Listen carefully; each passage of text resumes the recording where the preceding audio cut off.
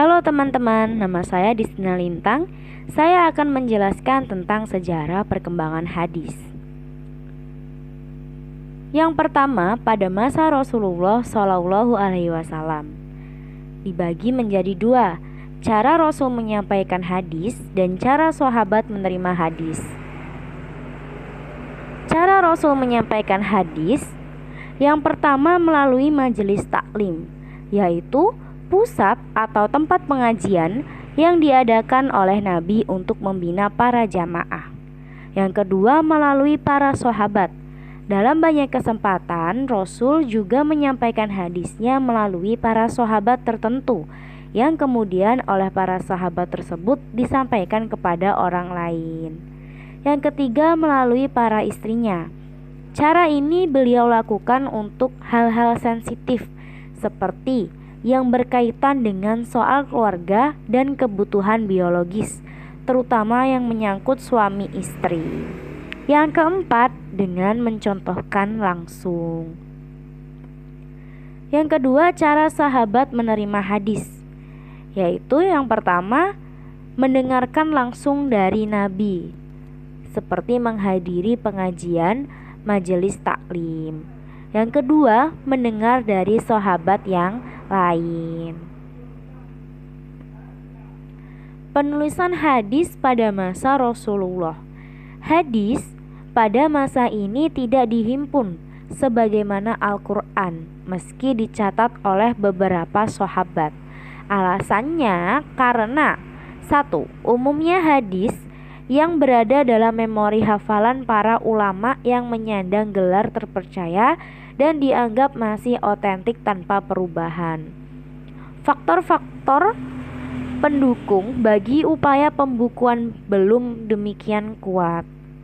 Yang ketiga, adanya larangan menuliskan atau membukukan apapun selain Al-Quran. Selanjutnya adalah sejarah perkembangan hadis pada masa Khulafaur Rasyidin. Yang pertama, pada masa Abu Bakar. Pada masa Abu Bakar, mengumpulkan hadis yang ada padanya kemudian membakarnya. Bahkan Khalifah Abu Bakar melarang memperbanyak periwayatan hadis, tujuannya agar terpelihara. Umat Islam diminta untuk fokus pada pengkajian Al-Quran dan penyebarannya. Yang kedua, pada masa Umar bin Khattab. Sikap serupa juga ditunjukkan oleh Umar bin Khattab. Sebagaimana yang dilakukan Abu Bakar, Umar juga meminta saksi jika ada orang yang meriwayatkan hadis. Yang ketiga, pada masa Utsman bin Affan. Pada masa Utsman bin Affan dan Ali, periwayatan hadis diperlonggar.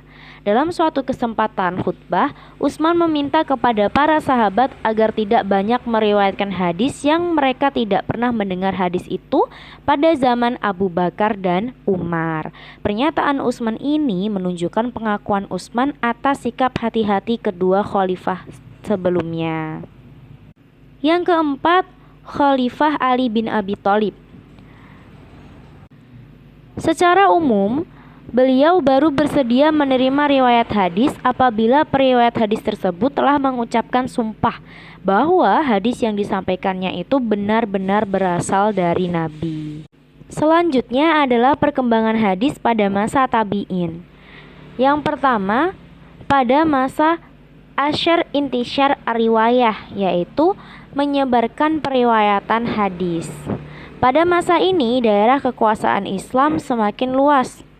Banyak sahabat ataupun tabi'in yang pindah dari Madinah ke daerah-daerah yang baru dikuasai. Para sahabat pindah ke daerah baru sekaligus membawa perbendaharaan hadis yang ada pada mereka, sehingga hadis-hadis tersebar di berbagai daerah. Yang kedua, masa hadis palsu. Setelah pemerintahan Ali radhiyallahu anhu berakhir, umat Islam dilanda fitnah besar sebab adanya makar yang dilakukan oleh kaum Yahudi dan munafik. Saat itu Islam terbagi menjadi 3 golongan, yaitu Syiah, Muawiyah, dan Khawarij. Dalam perkembangannya, golongan tersebut mulai memalsukan hadis dengan tujuan membenarkan golongannya dan menjatuhkan golongan lain. Kondisi ini mendorong para sahabat dan tabi'in lebih berhati-hati dalam meriwayatkan dan mengumpulkan hadis meskipun belum adanya kodifikasi secara formal. Sekian presentasi dari saya, semoga bermanfaat.